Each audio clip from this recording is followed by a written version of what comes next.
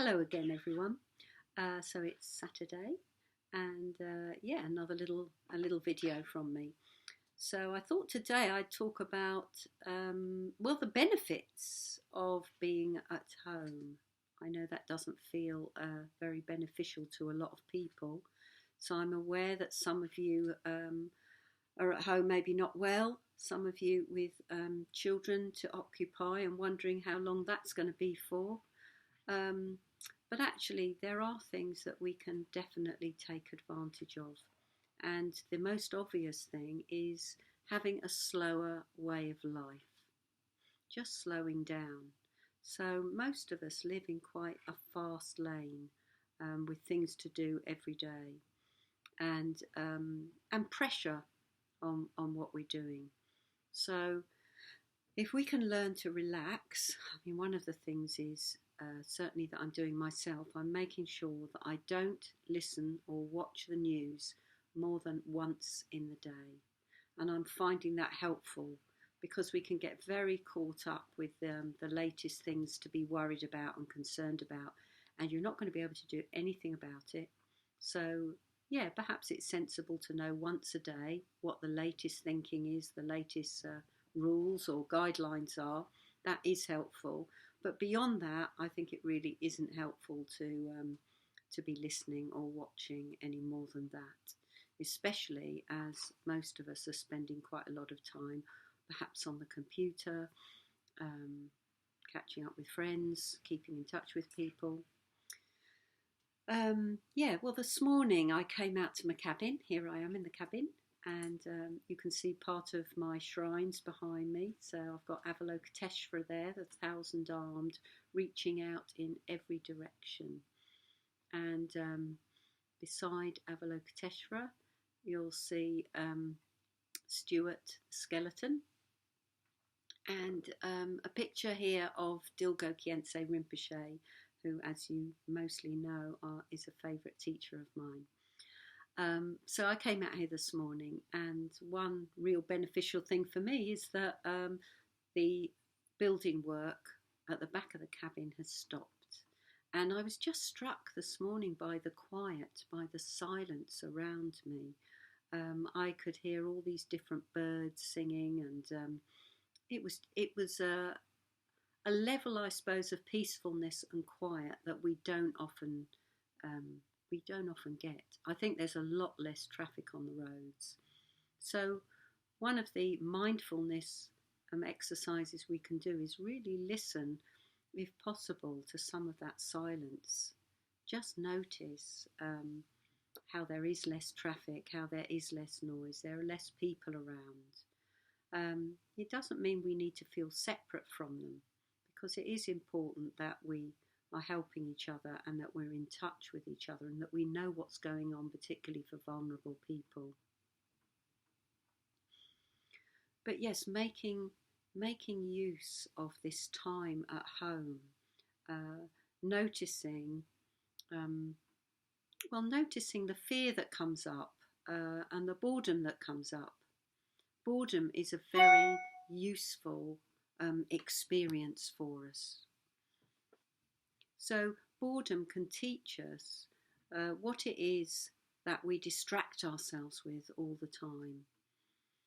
And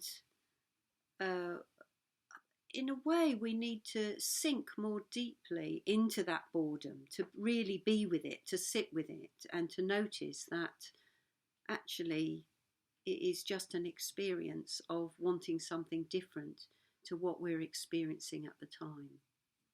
And usually we don't have that experience of noticing how we're always grabbing at something, because we just keep busy. We move from one thing to another.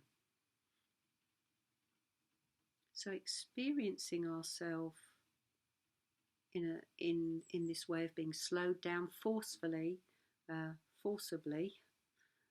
without us choosing that, but to have to stop, to have to be still at times. It is giving us that opportunity to be more aware, more mindful of the way that we turn towards things that are outside of ourselves. to be aware in a way of our habits and our neurotic cravings. I mean, I already notice for myself that I'm wanting more food. So I'm sure I'm not needing more food, but being here in the cabin all the time, and perhaps having a sense of we don't know when we can go shopping or whatever for more food, somehow it's making me even hungrier than usual. So I'm trying to curb that. So what can we do when we're at home? Well, we can practice mindfulness, certainly. And I think that's really important, to have real moments of mindfulness, not trying to distract ourselves with information, picking up information all the time. And doing creative things, also really important. Or, I mean, I imagine a lot of you are catching up with things that you haven't had a chance to do at home.